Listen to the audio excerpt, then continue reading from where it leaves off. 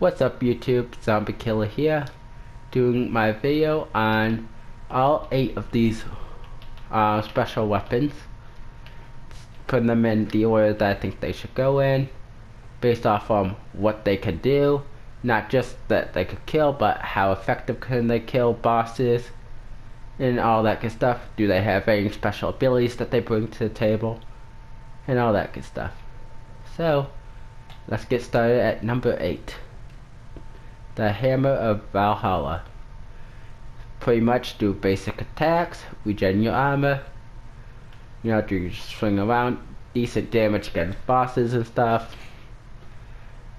wipes out zombies like crazy, but nothing really too special. Then the second one will place down a lightning area on the ground which will shock some enemies. Decent, but not really too overpowered. And the last one will do a wonderful kind of effect where like you'll hit one enemy with it and it will stun everybody else. Well, hit everybody else and kill them. Decent damage against bosses, but will not wipe them out super quick. So that's number 8. For number 7, I would place the Hellfire, which gives you a flamethrower, regen some armor after killing, which will also slow down some enemies. A burst that will knock them back, kind of like a thunder gun, which will slow stronger enemies. And then also summon a tornado, which kills normal enemies, stun the bosses, limited to 1 tornado at a time. Pretty decent, does a good job, but not really the best. Then number 6, I would place Viper and Dragon. Does a pretty good job. It have a sword that can attack, plus a dragon shotgun type thing that attacks.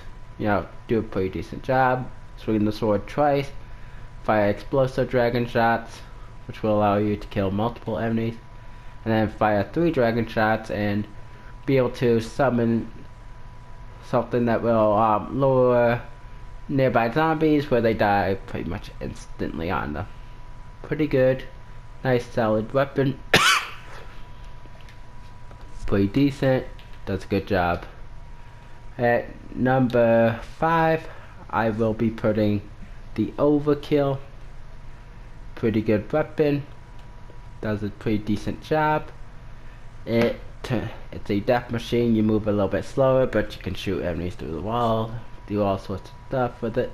Pretty good damaging, does pretty good against the boss.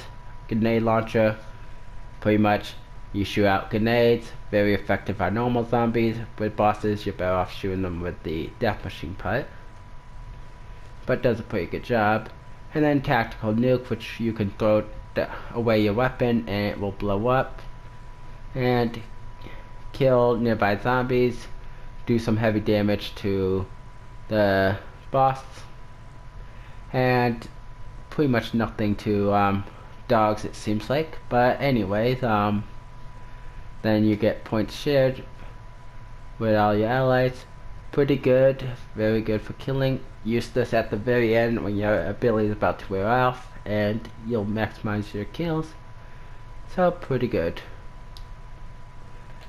So at number 4, I got the chakrams, which allow you to throw around a chakram that will ricochet across 2 enemies. Pretty good. Faster movement speed, which will allow you to get to allies quicker. Pretty good. And the ability to summon chakrams around you, which will make you immortal to normal zombies, which will help you be able to pick up allies or just run to which zombies kill them.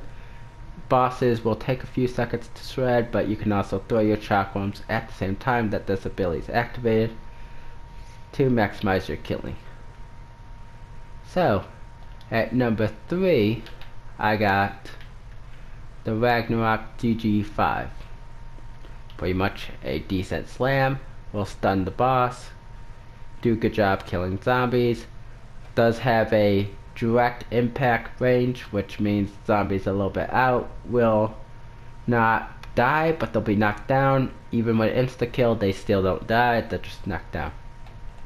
Electrocute, kind of a useless move, which will allow you to electrocute some nearby zombies and do an electric slam type thing, but without jumping up in the air. Not really all that reliable. I recommend sticking with just slam. And power plant, being able to place it down, kill all nearby zombies, be able to stun the boss while you use your gun to kill them, because your gun will return to your hands. Pretty good. And then also revive any allies that's down when you placed it down, as long as it's on top of them.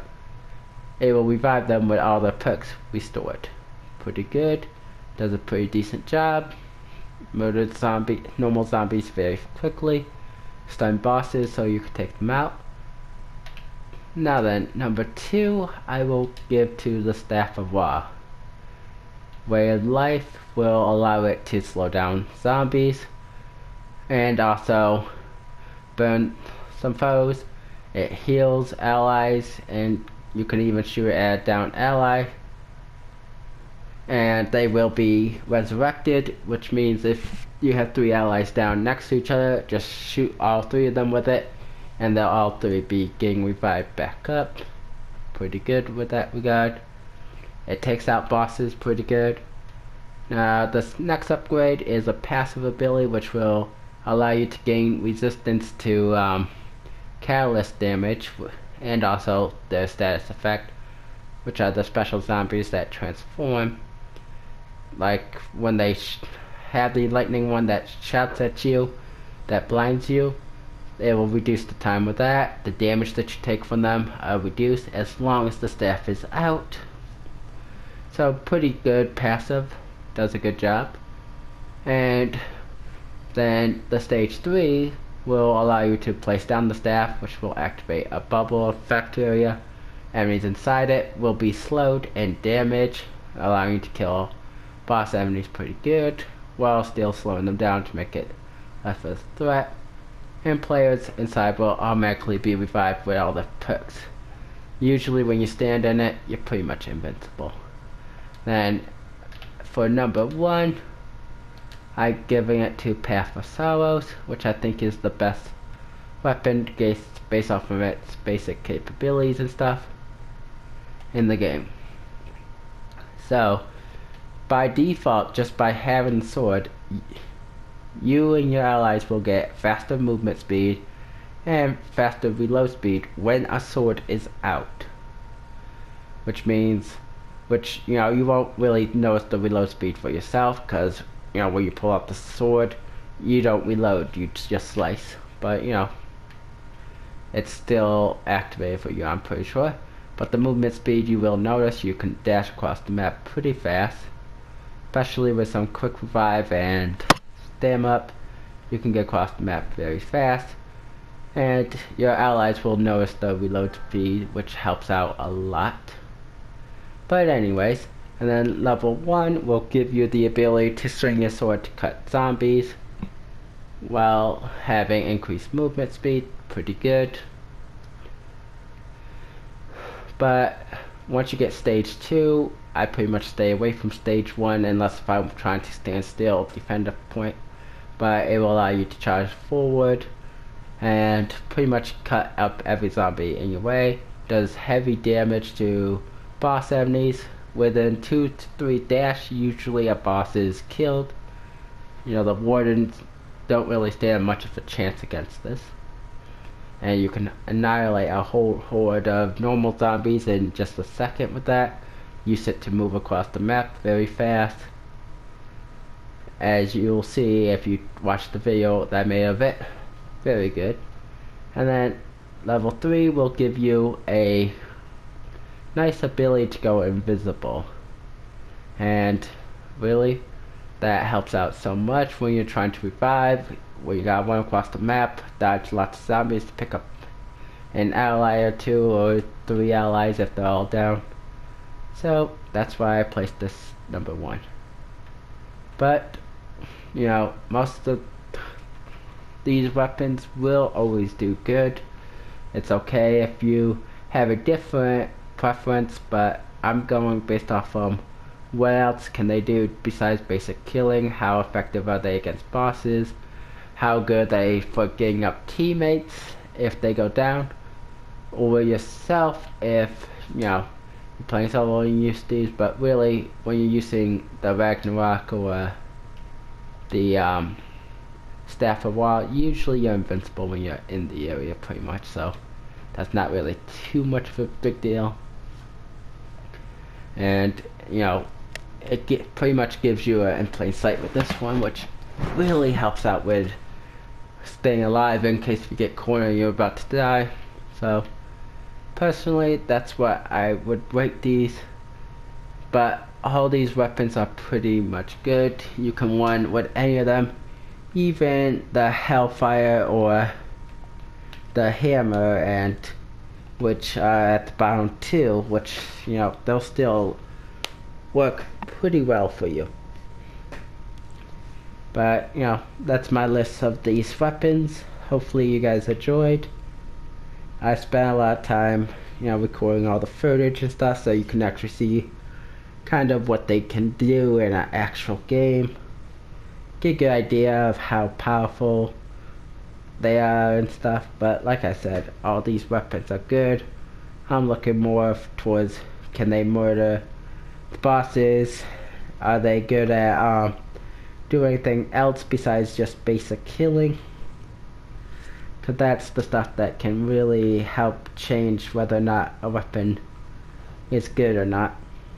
But like I said, they're all good. So I'll see you guys on the next video, and hopefully you guys enjoyed.